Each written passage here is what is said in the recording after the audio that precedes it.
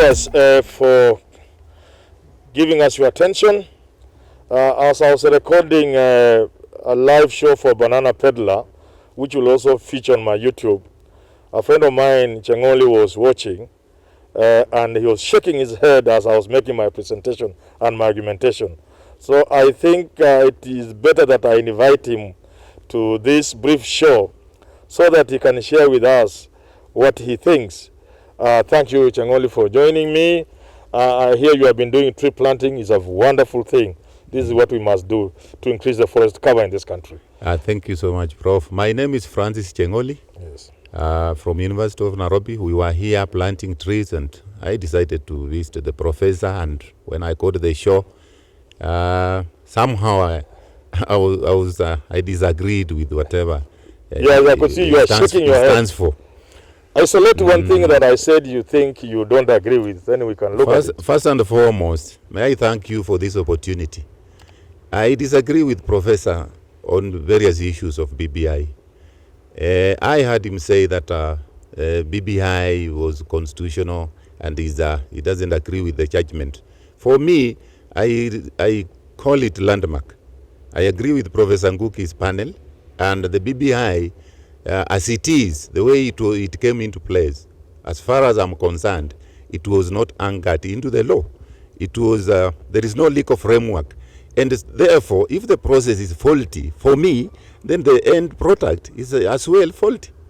That might be good, but what I was saying, and for your sake I can repeat, is that we have a constitution that we fought so hard for.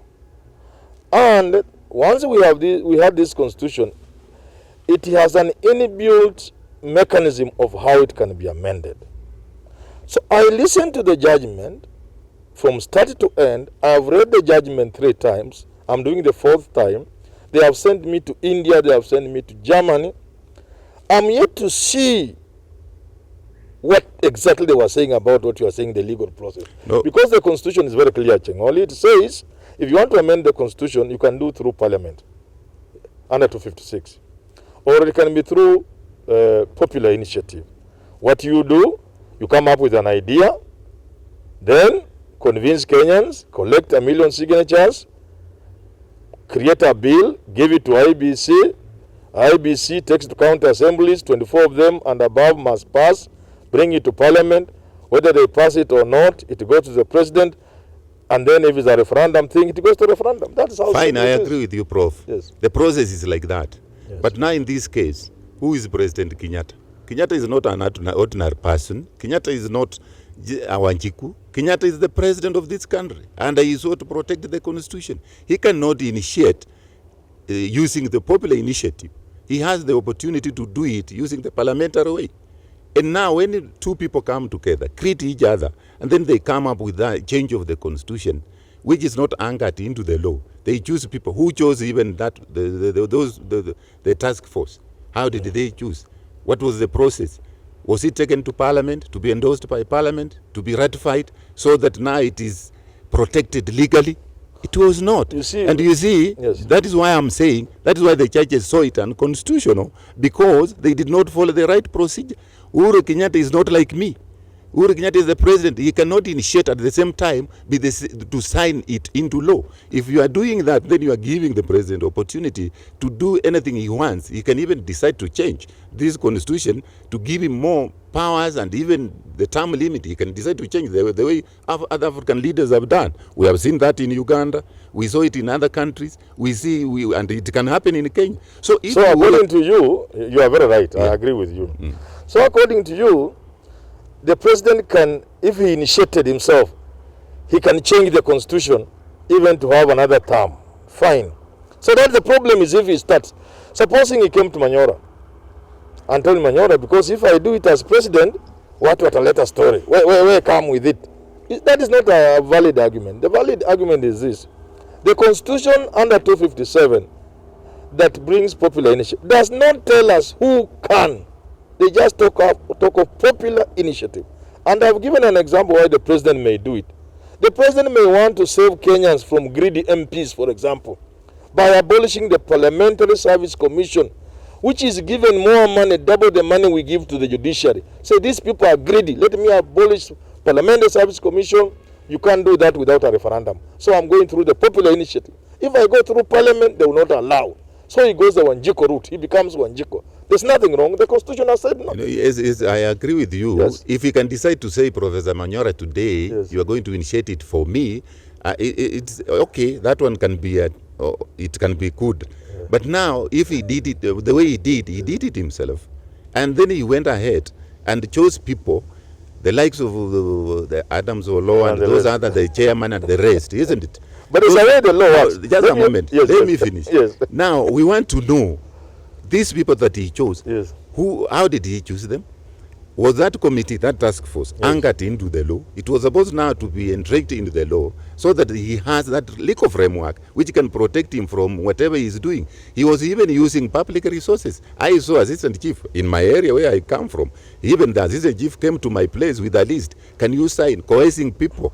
If it is a popular initiative that is set up by Wanjiku, why is it that they were using public resources, forcing people to sign? Just a moment. Yes. Forcing people to sign, moving around, and so using the resources of the government. Yes. All those. Why is it? And now, if it was also it was a Wanjiku initiative, why is it that now the government is rushing in court to go and appeal? Now let me using the Attorney General and other resources. Let me remove up the Attorney General first. The Attorney General is in court. Why is he going to court? Because the president has been mentioned badly, adversely through declarations. That's why he would go to court. But he wants to change. But let me address a more substantive issue of the steering committee. The court also misdirected itself.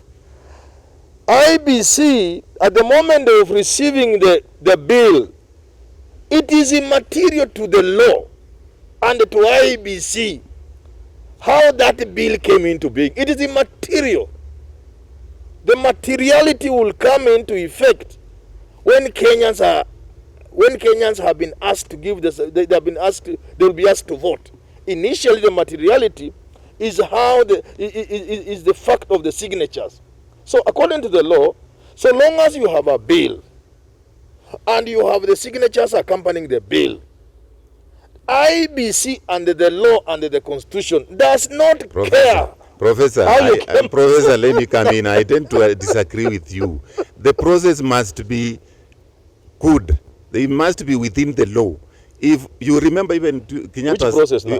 Which process? The process of amending must be, but I'm showing you how, protected under the law. I think you are mixing two things. No, let me. You remember last time, yes, Uhuru's presidents was overturned just because of the process. I agree with you. It was not because of the numbers. I agree with you. It was not because of the numbers. The procedure. And therefore, that is what I'm trying to tell you. Even the way I listen to that judgment is that if the process was not good, the process was not constitutional, yes, then the end product is unconstitutional. So this issue of you also are 4 million signatures. You are as wrong as they are. You see, the process starts when you knock on the door of IEBC. That's when the process starts. Nowhere else. The law does not look at anything else. The law starts to count the moment you knock on IEBC's door with 1 million signatures. With a bill. That's when the law starts. But how do you how did you reach to that? It's not immaterial. The law does not talk about. No, the process is. No. It's not. That one I disagree with you. Where is it? The process. It's not mentioned anywhere. It is there. No. The issue of civic education. That's the issue of constituents assemblies. That is introduced by the Ngugi bench. No. But it's immaterial to the law. The constitution has set out clearly. You start with signatures and a bill. That's where it starts.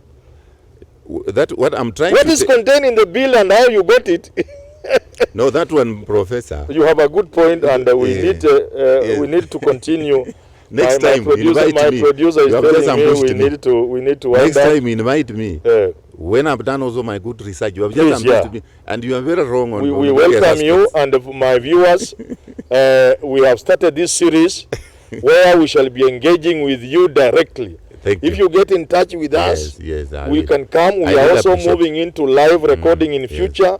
We are going to be putting your views into consideration, and we will invite you also to subscribe to our channel so you become part of this family. And what we do here, we are not arguing. We are trying to have a conversation that can take this country forward. Thank you very much, Professor. Thank you so much, Professor. Thank you.